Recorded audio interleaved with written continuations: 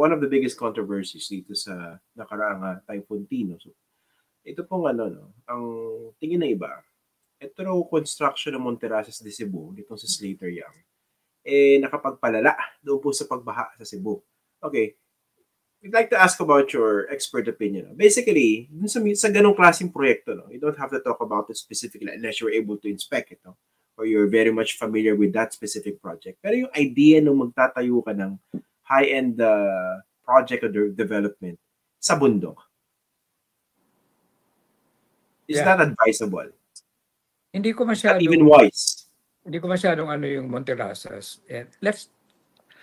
It got permits from DNR, building official, planning official, I think even the councilors, even license to sell.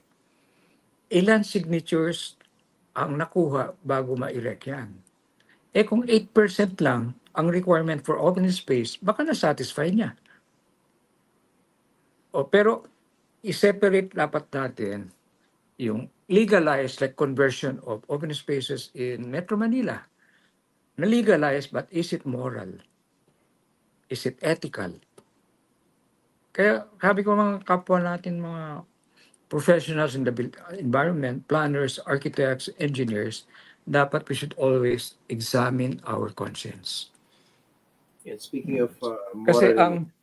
Kasi developers, the profit motivation is the biggest motivation. In fact, isang developer CEO told me, open spaces are cost penalty. Liliit yung profit nila. Sabi ko, open spaces are the lungs of the city, rainwater harvesting, it's social interaction area, evacuation area. Cost penalty na yung open space. Only in the Philippines. Nabanggit yung moral and ethical. Yun nga, pag kayo ba, bilang isang arkitekto, ang proyekto magtayo ng isang subdivision, high-end, isang development sa bundok, kung saan magpuputol ka ng puno, papatulan nyo ba yun? Or kung kailangan talagang gawin yun? Ano ba yung mga dapat na gawin na tama? Gawin na tama. Like, yung floodwaters going down, you capture it. Parang ginagawa sa Japan. The developments in the highlands, midlands, and lowlands, kinakapture nila yung tubig bago bababa yung tubig. There's one of them. And then lakihan yung open space.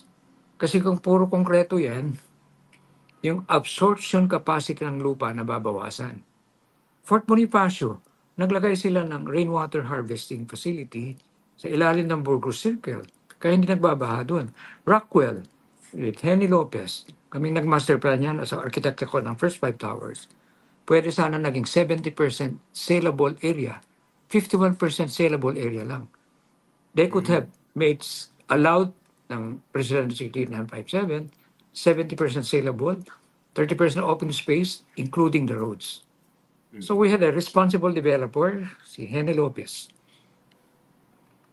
So yung pala yung problema minsan sa mga developers or kadalasan, mas gustong i-maximize yung kita to the detriment of, let's say... Kaya guideline sa company namin, for accepting project, we always do pro Deo Patria et Terra, for God, country, and planet Earth, social equity or people first, then planet Earth or the environment. Then we can talk about prosperity, profit, economic goals, without forgetting culture, history, and heritage, and interfaith spirituality, and visionary. We strike a good balance among those. Hindi lang, some developers, profit, never mind traffic, profit, never mind the environment, profit, never mind the people, profit, never mind public safety. So clearly nakikita ko po problema rito, napakarami, kasama dyan yung kultura ng korupsyon, yung kahinaan ng mga regulasyon. Pero bilang panghuli, gusto ko pumuntahan ito, yung kawalang National Land Use Act dito po sa Pilipinas. If I'm not mistaken, 1990s pa po yan, yung panukalang batas na yan, pero hindi pa Maski wala naman yan. We have professionals approving permits. We have professionals designing subdivisions, buildings. And we are professional. In fact, we have an oath We have an oath even not to accept commissions. We earn only through our professional fees. Hindi tumatanggap ng commission sa suppliers, contractors. Hindi rin nagbabribe sa building officials. We have an oath. As architects, engineers, may oath kami dyan. Ang problema yung iba, miski may oath, hindi naman tumatalima po sa oath. Kasi mga politiko may oath din yan eh. Hindi po. Kaya even now, ginagawa yung preparing the budget for 2026. Dapat gamitin na ang blockchain and artificial intelligence para forever documented na. Kaya ngayon, yung ICI, hirap na rin sila sa paper trail. Kung ngayon pa lang, preparing the budget, preparing the plans and drawings, implementing, monitoring, nasa blockchain na, at saka sa AI. I believe si Senator Bam Aquino may proposed bill siya dyan. Ewan ko approve ng colleagues niya sa Senate. Opo. Yung blockchain proposal para sa budget. It's actually one of the topics that I'm lining up in the future. Dapat lahat na, pati sa implementation of infrastructure. Sana pati sa mga bids and awards committee.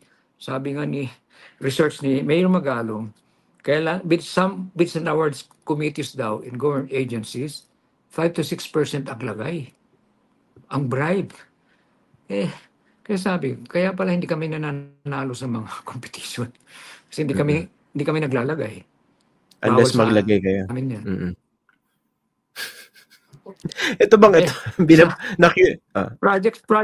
Projects sa gobyerno, we cannot even charge 5%.